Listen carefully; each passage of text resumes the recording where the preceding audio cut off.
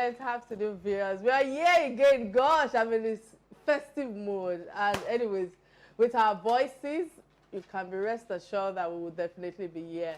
In a democratic dispensation, the power of the people lie in their votes and their, will I say, mandates during election. And that's exactly what we will be doing today. Let me quickly say that, my name is Clement, and I remain the convener of the show. But of course, I have the real talkers on the show. And let me start with David. David is in the spirit of Christmas as well. We are both in the spirit. Yes. Red, green, white, we run the world. Girls. You just put it in our face that it's Christmas already. Hello, viewer from everywhere. You're getting the opportunity to see us. It's a bright, new, beautiful day. And of course, we're very excited to bring you the show you love the most, where we share real talk, where we share it simple, where we share precise, where we talk about things that affect us commonly. And you've seen the jingle bell, jingle bell. We'll be ringing the bells. It's a happy day. Please stay with us. We're here for you. All right. Hello, good to see you. Hello, Kike, good to see you. So where are you taking us Compliments to of the season. for Christmas? We'll go to the skies, to the moon and back. That's Hello, viewer, compliments of the season. Thank you for joining us on the show today. I'm sure we're going to get some education from our guests, so join the conversation. All right. I think it's important for us, something happened very long time ago to a woman in Nigeria, and she was a woman of record and achievement. Let's hear what the historical event is in Nigerian history with on our This Day in History segments. Please stay with us. We'll be right back.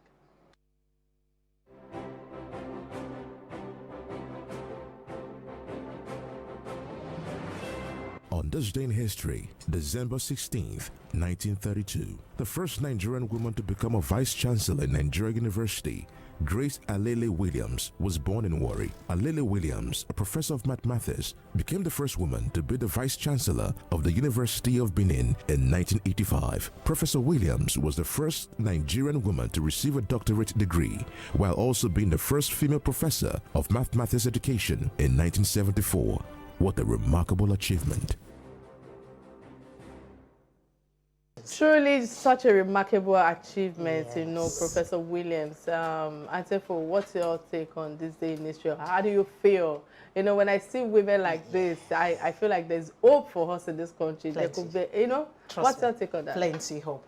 First of all, we'll say from the desk of Real Talk with Kike, we want to say very happy birthday, 89th birthday to you, Ma. We are proud of you, we love you, and we wish you well the rest of the time that the Lord allots to you. So, on this day in history, thank God history recorded it. She was a woman of first all the way. First woman professor of mathematics in Nigeria, first woman VC. I mean, who can beat that record? So, we're talking about Mrs. Alele Williams. She was a no-nonsense woman. I happened to have run into her sometime many years ago, and she goes like, you could see the strictness in her look. In her look? So for her to have been a VC of University of Benin, you can tell prestigious University you can of tell that, hey, I mean, she knocked some heads and she brought out good results from that university. Congratulations, but we're so proud of you. You're such an inspiration to the women folk. God bless you. That's great. I think I would want to say a happy birthday, a resounding happy birthday to you, Ma. You have showed us that you have shown us that women can actually achieve what they set their mind to achieve. It's really not. It's not a joke. Mathematics. I mean, the head must be hoeing. It will be boiling. So how do you even expect her to be very soft? Maths alone, a lot of us used to run from maths class, when secondary school, and I never even wanted to do maths. But for a woman coming out to champion in mathematics, you're already first woman professor, first woman you've shown us the path, and we are glad that we are going to toe that path, and we won't disappoint you for a whole lot of us that look up to you, ma'am. All right, the youth of today, please toe that path. On the show today, we are discussing the electoral random, I take that by reform, and the amendment of the Electoral Act in the Nigerian Constitution, and the National Assembly on November 9th, passed the much anticipated Electoral Act Amendments Bill for 2021, and after both the Senate and the House of Representatives deliberated extensively on the report of the conference committee on the bill. But guys, the Senate also passed the, will I say, another version of the Electoral Act, and they amended the bill for 2021,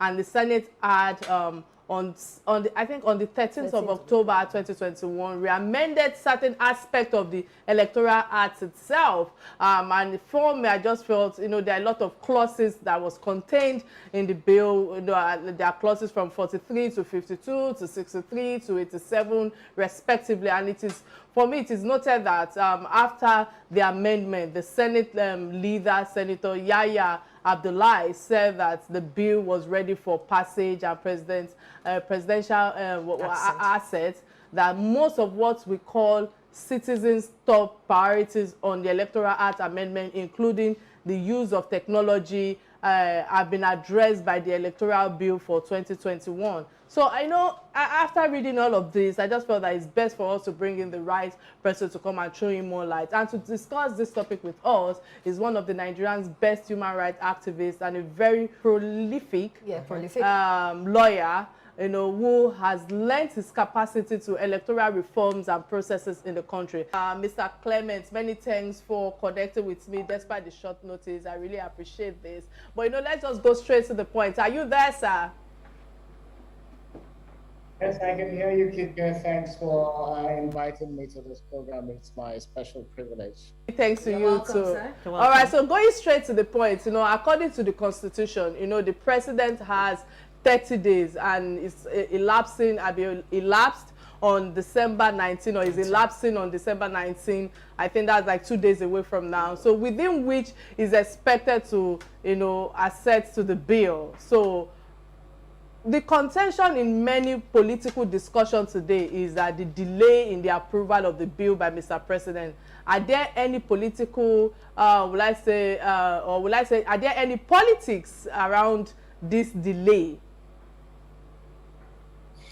Well, legally, I think that it's very clear what the National Assembly has done. It has fulfilled the constitutional requirements of passing a bill in both chambers of the National Assembly and harmonized differences, approved the harmonization, and transmitted same to the President for assent. So in legal terms, the National Assembly has fulfilled its role. The constitutional responsibility of passage of bill has happened. The final lapse has been what has been pending for 29 days. It should be that on the 18th of December, the 30 days would have been achieved, waiting for the president to spend all the time he wants to look at the bill, look at the ramifications of the bill, and decide in the national interest whether to assent or not.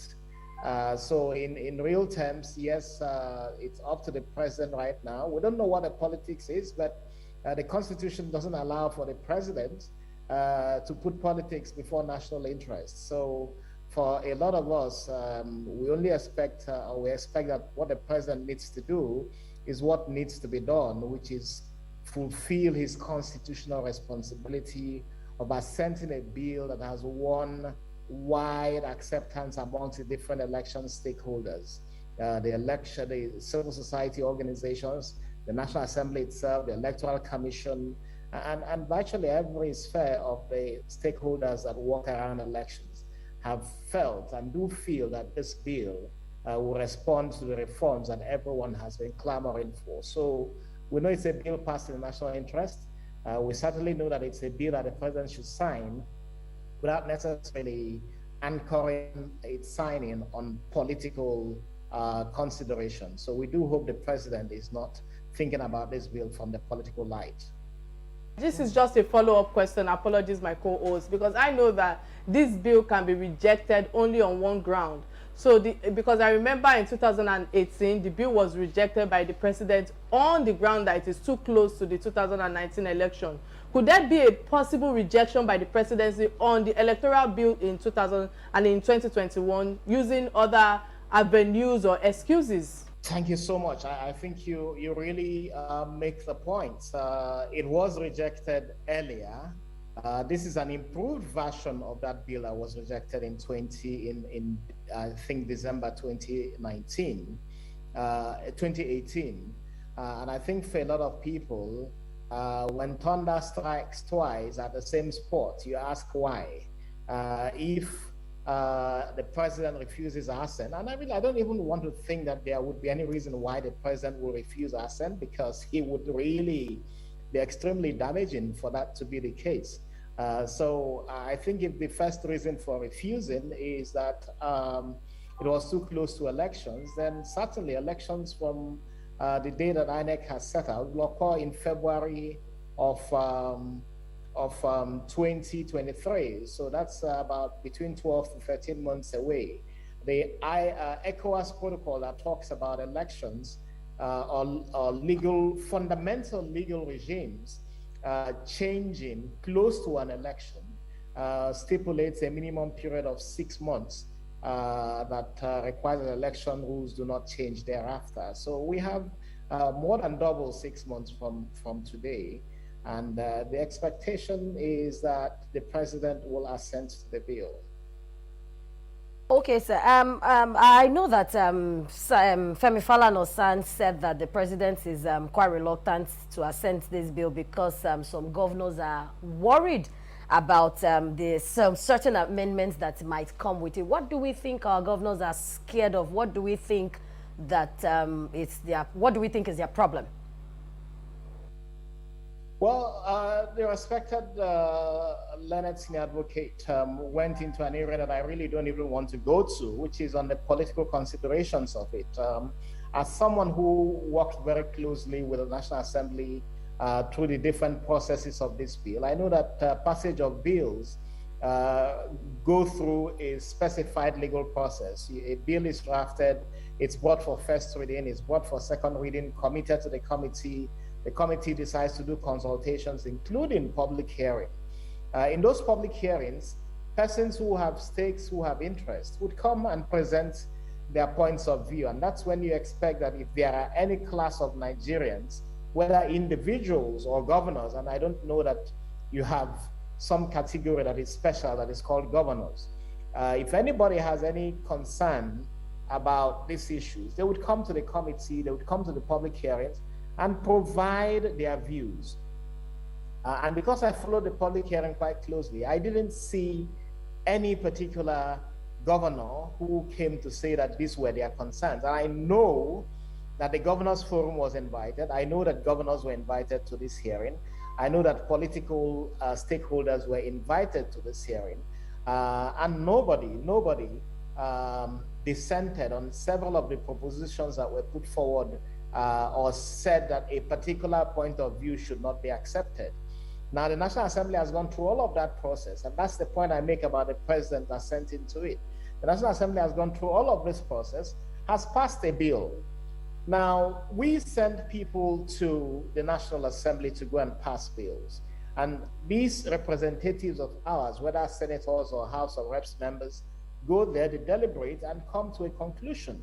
And you saw how controversial the deliberations became at some point about some aspects of the bill. So I think that having gone through all of that, 469 members of the National Assembly passing a bill as representatives of the people, for some specific individuals, whether governors or whatever, to come now and say that a particular part of the bill is unacceptable to them is not the basis on which we can build our democracy. Ours is a representative democracy, and the governors certainly are not part of that lawmaking process in the sense of having a veto or disagreement over what National Assembly members have done. So my expectation is that the president understands the importance of signing this bill, that he understands that none of these governors have or can claim responsibility for the consequences of failing to assent to the bill. If the president fails to assent to it, it's entirely his responsibility, it's entirely his within his understanding of what his powers are, but there are consequences usually when powers are not exercised in the national interest. And my expectation and hope is that the president understands that he has a legacy to leave, He won an election that was built on the beginning of reform of the electoral process. And the hope is that he improves the electoral environment to a better condition than he saw it. And were he not to sign this bill, history will be very clear on the verdict about his regime. Mr. Nwankwo, thank you so much. I want to say thank you for joining us again on this program.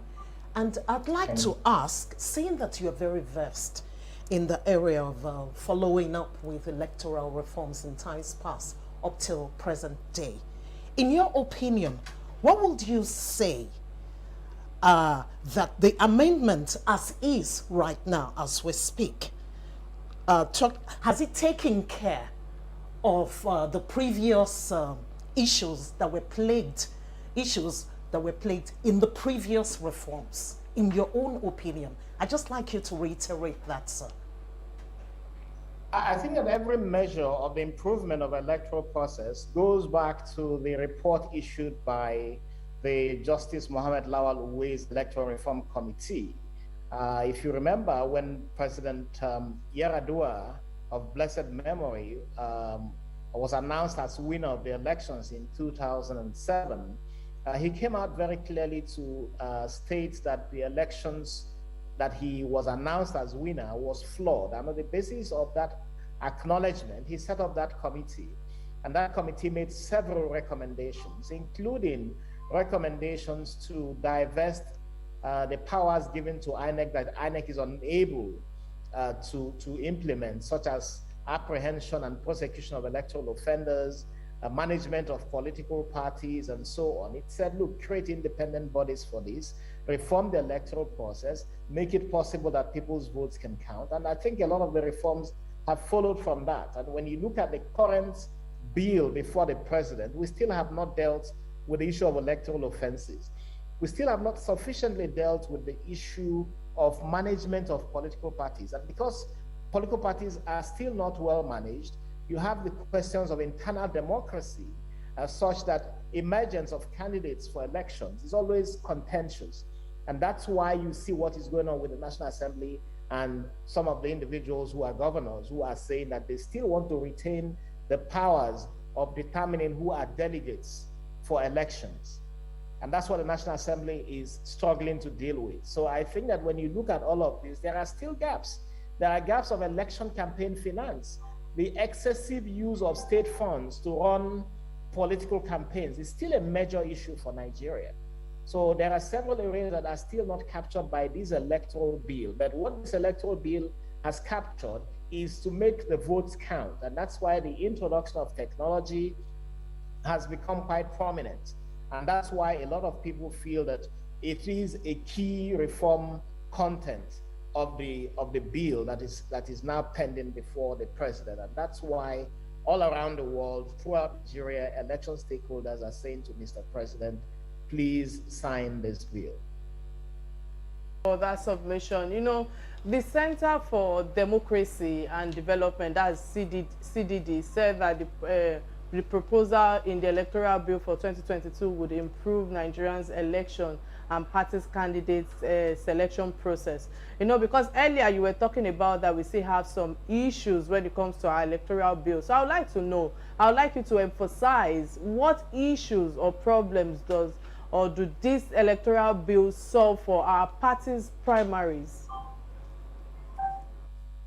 I think the whole idea that everyone has been very concerned about is how do you ensure that there is transparency in the selection of candidates for elections? And I think that's what a lot of the civil society organizations, whether it is CDD or PLAC or others, the Civil Society Situation Room, which is the umbrella organization of several of these groups, have continuously emphasized the point about ensuring that its observations from elections, views expressed, observations from Nigerian and international observers are reflected in reforms that go on in the electoral process. And that's why a lot of people are rooting for this electoral bill. And for me, I think it would be tragic if this bill is not signed, because it's a clear pointer. Only 2 days ago, the Civil Society Situation Room issued what it called a threshold document, the threshold document reflects what expectations are of different stakeholders and the acceptable minimum limits that would need to be fulfilled for elections in Nigeria to be credible. And under that threshold document, the signing of an electoral law in a timely manner is the key number one issue. And I think that if you don't have a new electoral law in place as is in the electoral bill, the credibility of the 2023 elections will come into immediate question. Okay, sir. Thank you for hanging in there with us again. But if we're talking about electronic voting transmission and the reforms around it, sir, I will also like to say, does this mean that in 2023, everyone can participate freely and fairly? Like, if I go there, my vote is going to count. Or we are still going to have some shady, excuse my word, mago branch out routes that we've always been having. Okay, I think you faded towards the end, but certainly if I did hear your first part, it is really, yes, the expectation is that looking towards 2023, the improvements and increased use of technology in elections would enhance increased participation and the confidence that people would have that if they vote, their votes would be counted and would be transmitted and collated with minimal human interference. And I think that's what we are all looking to see achieved. Ultimately, of course, the goal with electronic voting is that once you vote, your vote indication and the tabulation and collation happens almost spontaneously. We haven't gotten there yet, and I don't think that INEC is heading in that direction too soon. But basically, what this law enables us to do is to continue to build on the expectation that once we do have voting and transmission of results possible by electronic means, that we would have improved elections and people would have more confidence, and politicians would have the confidence to deliver on development and know that there are consequences for failure to deliver on development. And I think that for all of us, it would be just as good. And I think sometimes people are so very short-sighted. A governor today is not going to be a governor forever. 8 years at the most, or even less, depending on what happens. And then you'll come back and live in normal society. And a society that's not developing, that is not developed, we all pay the price. We also for the consequences. So it's puzzling how people continue to be so short-sighted in contriving to keep and suppress improvements in the electoral system. And that's what, as civil society and even you as media, the connection and the collaboration between us to help to improve and work to improve the electoral system becomes really important. Yes, sir. Thank you thus far. I'd like to ask, is there a chance that if the reforms are strictly implemented, would you think that this will improve on the quality of our elections going forward? And I think to add to what you have just said, I think that I would also like to know, concerning Nigerians who are in diaspora, would this be able to allow them to vote according to the amendment in the electoral bill? Thank you. I think certainly improvements will see that elections will improve. Directly on the question of diaspora voting, I don't think we're there yet. I think it's still some way to go. And there are definitely several gray areas on that needs to be clearly worked out. For example, who is diaspora? What diaspora location are you looking at? And what can you put in place to ensure that people can vote from around the world? Sometimes when people say diaspora, they look at Europe, they look at America as diaspora. But, you know, next door across the borders, you have Benin, you have Cotonou, you have Ghana, you have Lomé, you have Niger, you have Sudan. These are all Nigerians in diaspora. So I think that the definitions of what diaspora voting is still a long way to go in working out and seeing how this is integrated into our voting system. But we must start And that start is the president assenting to the electoral bill. It's a brand new electoral bill, so it's not even an amendment to the existing bill. It's a brand new electoral bill. The old one is being repealed, and that's why it's called the repeal and reenactment. So it's a new bill, and a lot of work has gone into it. And if people can be confident that the electoral regime protects their vote, then they are much more confident in going out to vote, and they know that they are also able to exercise citizens' rights of responding to the politicians and some of their shenanigans during votes. Mr. Nwankwo, I'd just like to add this. Sorry, I have to take you back. Sincerely, would you believe that, would you say that the democracy we practice today is actually fit for us in this country? Because growing up, we used to hear democracy is government for the people, by the people, but we don't see that happening. So would you think the actual democracy we say we practice is really for us? I agree with you. I think I'm just as frustrated as you are that we see politicians not delivering on the expectations of citizens. And I think for a lot of people, the quality of democracy is the ability of those that they have elected to respond to their expectations and their needs. And I think in Nigeria, you are continually seeing a decline of response by politicians to expectations and needs of citizens. And I think I missed out responding to some part of the earlier question you asked, really, that an electoral regime does not fully define the quality of an election. You also have to have, well, first of all, the electoral regime that is acceptable and improving. And secondly, the implementers of the law. So the Electoral Commission, the political parties, everyone is a part of all of that. And if you do have a very good law with very bad implementers, then you're just going to have as bad an election as anyone can run. So yes, we have to, first of all, get the law in place. And that's how I say, Mr. President, sign this law. The second is to then keep an eye on the umpires, the implementers of the Electoral Act, as citizens, as also as election observers, as media, to ensure that the votes are free and that people can go out and vote and that their votes will count. And then in a larger context as citizens, that we are also able to hold elected officials to account. I think that a lot of Nigerians are frustrated by the failure of those that they have elected to deliver on expectations.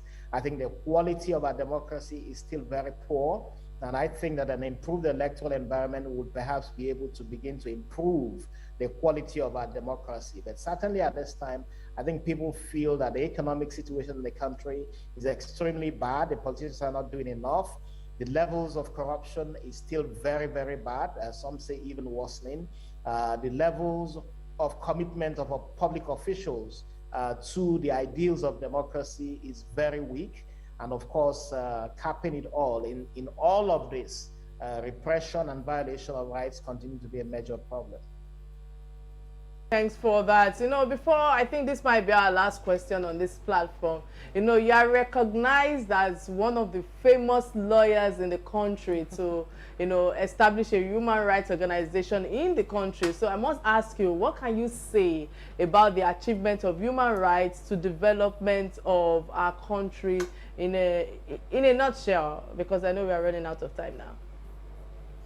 Yeah, I would say that respect for human rights and the rule of law is key to development. Any society where you have no respect for human rights and the rule of law is a society doomed to continue to not improve, to continue to not develop. So I think that the key thing to development is democracy and human rights and respect for it. And unfortunately in this country, it continues to be that this has been violated. And human rights groups are trying as much as they can to identify where the concerns are.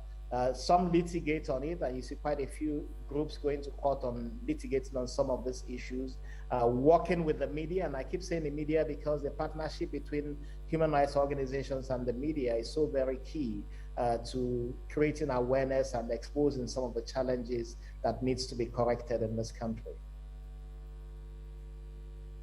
For creating time to be on our lunch show today. It's been an interesting time with you on Real Talk with Kike Talk Show. But before I let you go, you know, there's a last trending, there's a last segment of the show that we call Trending Stories. These are stories that affect us all, that binds us together as family, as Nigerians. And the first trending story that caught our attention is that of the Imar of Daura, right? Correct? Yeah. The 90-year-old Farouk Umar Farouk marries a 20-year-old bride, Aisha Iro Maikano or something like that. Yeah, on Saturday, 12th of December. You know, sir, before I come to you, let me come to let me come to you first. Efo, what's your take on this? Well, for me, I am not Muslim. I'm Christian. But I think, quote, I stand to be corrected. Islam supports this. If not, it won't happen. Because for a young girl to marry her grandfather, I mean, what has a 90-year-old man got to offer a 20-year-old girl? And I think he's notorious for marrying young girls and putting them away. Like I read somewhere that he divorced 3 of his young wives. He's done with them. And he was even hoping to marry maybe 3 or 4 in one day. You know, I think the man is just having fun. That's what I think it is. The question is, I put the blame at the doorsteps of the homes these ladies are from. Because morally, I think it's wrong. A 20-year-old girl. I mean, what in heaven's name would you be doing with a 90-year-old man? All right, Damla, don't laugh. You know, let me say this, you know. I agree with you. I will first say congratulations to the wedded couples. And I wish them a lifetime of, how will I put this now, lifetime of blessings in that union or bliss. Okay. You know, but another part of it says that this is just an absolute joke. Because when I saw it, I was like, are we sure this is even marriage? Pardon my understanding of marriage, because probably I might not understand the meaning of marriage, but I understand marriage as 2 people who come together with mutual feelings and agree to spend the rest of their lives together. And I doubt if these conditions were present. Again, I stand to be corrected. What do I mean by that? Could there have been feelings between a 20-year-old and a 90-year-old man? 70 years This same Umar married in 2018, to be precise. I think I saw the picture when Reno Mokore posted it yesterday. I feel that marriage should be complementary. I see nothing complementary in this union, even if the man has to offer the young girl riches and fame, but in terms of emotional and psychological complement, there's nothing to offer. So is it even physically and sexually fit to marry the young lady? Yes, we keep it real on Real Talk with Kike and we say it as it is. And for me, I'm asking myself, of course not. Anyway, these are some of the jokes that I got to I get to see to drive our thoughts away from all the serious Nigerian challenges and issues that we are going through right now, Mr. Clement. Because when I saw this, as far as I'm concerned, it was a big joke. But I said to myself, I think it's good for the laugh. Just like the way my co-host on the platform right now, she's laughing herself out. Danny, what's your take on this trending story? I'm sorry. I'm so sorry to say she's an adult. She's 20. She's not 18. If she was below 18, she's a minor.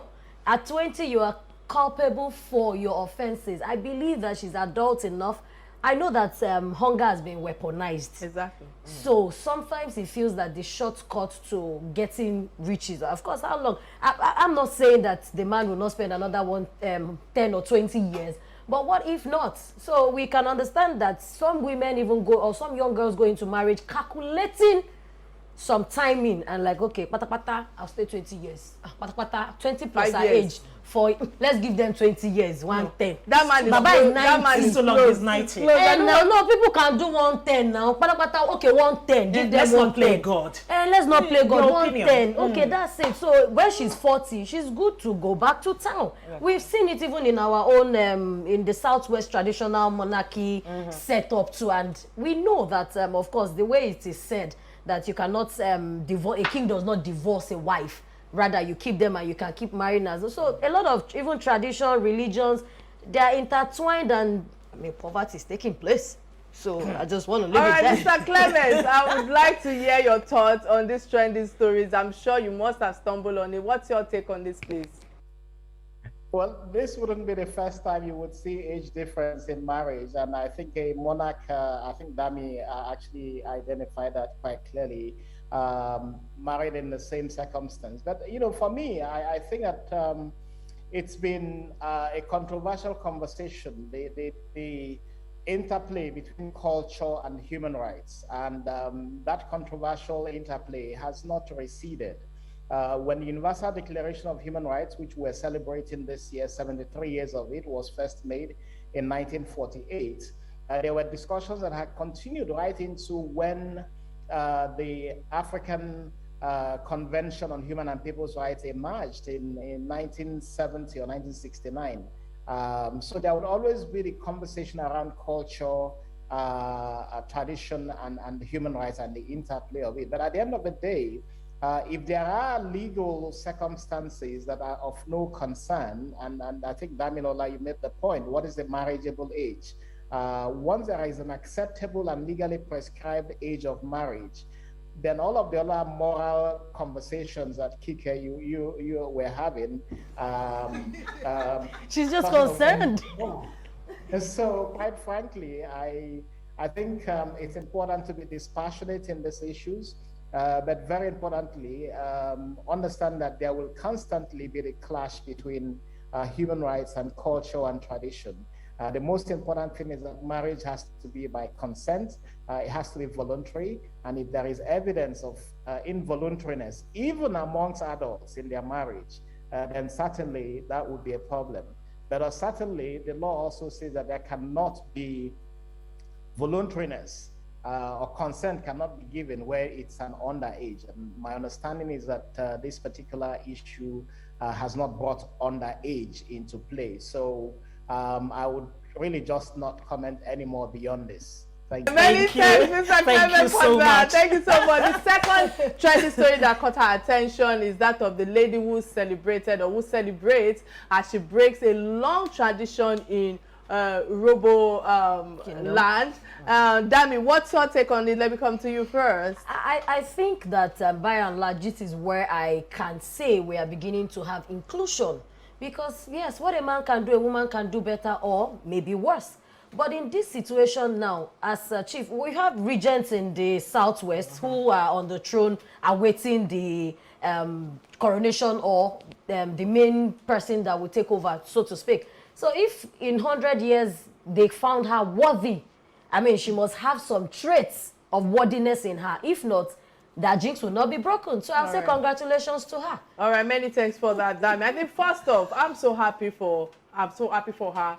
I share her joy. I say congratulations to her. I'm happy that this tradition turnaround is actually happening during my time, because some of our traditions need, it needs to be abolished and rewritten. The rewriting starts from the home front, if you ask me, and the families as well. So and the reason why I'm saying this is because most homes, men keep fighting their wives because they only want a male child, and some believe that okay, it's a male child that will carry on the legacy of the family. So I'm wondering who said so. How did they arrive at that? Women are equal beings and should be considered as such in many aspects, including monarchy. And I'm happy that there's an inclusion of this right now. And I'm so happy to be a woman during this time. We only fall into the problems because of the ideology and the cultural issues that we are facing, when only men should be at the realm of affairs. There should be inclusion of women in the home, in traditional settings, in politics, in governance. Women are doing a lot, and women can achieve a lot. Without me not, because I know that our guest today, a lot have been said about him. If you see how Dr. Ruben Abati was going on and on about this, our guest today, you will think that is another thing. So, but I give kudos to men like you, but I also want to use this opportunity and this platform to say that there are tons of women who are doing wonderfully well. When you attend Wimbies and you see a lot of women, championing all the corridors of power. I'm glad that the people of Roboland have seen that, and they are also using this opportunity to foster the long life of the Queen. And I pray that her reign brings good tidings and prosperity. Yeah. And I'm so happy that at least, you know, I'm not hoping to die earlier, but at least I'm praying that my children, my girls that I'm leaving behind, will tomorrow could become a king. Obviously, why Right? not? Why not? Quickly, Mr. Clement, what's your take on this? Do you have a female child? No, you know, thank God you mentioned Ruben. Ruben, as you know, is an activist of one of the best quality. He's been in a struggle for human rights in Nigeria since the 90s. And also Mrs. Ini Abimbola also spoke highly of you. Abimbola is yeah. an excellent lady. She has also been very active in WIMBYs and other non-governmental promotion of human rights, especially for women. And I want to use this opportunity to speak quite quickly about the bill in the National Assembly asking for special seats, temporary special seats for women. We do have in the Senate about 6 women out of 109 and about 16 women out of 360 in the National Assembly. This is completely unacceptable, and that's why the bill to create new seats would be contested for only by women. To increase the numbers of women in the National Assembly has been in conversation, and I think it's something that this program needs to examine and create even more awareness about, because we need more women in positions. We know that the system of government today, the abuse of the electoral process, the use of state funds to run elections has disadvantaged women, and increasingly over the election cycles, you've seen less and less women winning elections into legislative houses. In several states of Nigeria, there are no women in the State House of Assembly. So the proposal is to have a special constitutional amendment that will change this for election cycles. That way you will have more women. I believe quite firmly that the more women you have in the room, the more plural decisions are, and the more encompassing for the Nigerian society laws will be. So I really think that programs like yours should examine this much more and let people become more aware about why you need to have a lot more women in positions in governance in this country. All right, so well done, kudos for highlighting that, and we're looking forward to you continuing to highlight these issues of equality.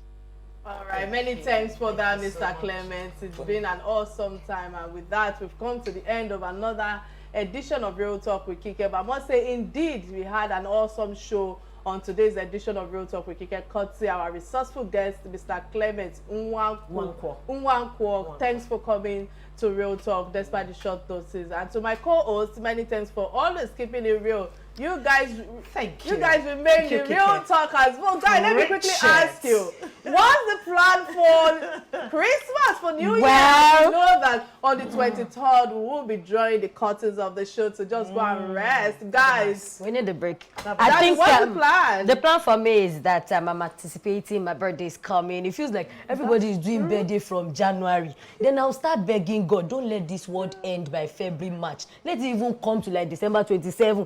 Then the 28, 29, 30 people look at me like, eh. So after your day, the world can end. But anyway, I'm so excited that finally is my birth month, is the month of our Lord Jesus Christ. And that's just the excitement of December. I know. Your birthday is, I think, 2 days after Daisy, right? Yeah. We are Capricorns, just that we are goats. God will help us. That's the only thing. We are very strong. This is not a goat. Our Capricorn sign is a goat. For Christmas, basically, it's usually a beautiful season. You know, the atmosphere changes. You know, the Hamatan comes in. Although the Hamatan we have right now is very harsh. You know, but come Christmas Day proper, you'll see the whole atmosphere will change. And I believe Christmas is basically family time. You spend time with your various families. You know, you're able to reach out to other people, reach out to them all day at, you know, but it's just a good time, you know, to give thanks basically Thank God we're still here. May we see Christmas and beyond. Amen. Amen. All right, with that, we've come to the end of an interesting episode. My name remains Kike Lomatondawa. You are? Damilola Banire. And I am EFO. And where we say bye now. Bye. Keep being real.